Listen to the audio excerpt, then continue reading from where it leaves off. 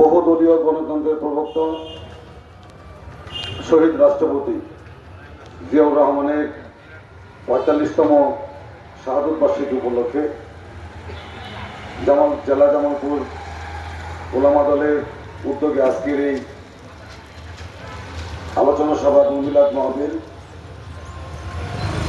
এই আলোচনা সভা মিলাদ মাহফিলের আজকের সম্মানিত সভাপতি ওলামা দলের সংগ্রামী সভাপতি জনাব গোলাম রব্বানী, আমাদের মাঝে প্রধান অতিথি হিসেবে উপস্থিত রয়েছেন জামালপুর জেলা বিএনপির বারবার নির্বাচিত সাধারণ সম্পাদক, বাংলাদেশ জাতীয়তাবাদী দল কেন্দ্রীয় নির্বাহী কমিটির সহ সাংগঠনিক সম্পাদক, সাবেক দুইবারের জামালপুর পৌরসভার সফল মেয়র এবং জামালপুর সদর ৫ আসন থেকে যিনি এমপি নির্বাচিত হয়ে জনগণের জন্য কাজ করছেন, আমাদের সকলের প্রিয় নেতা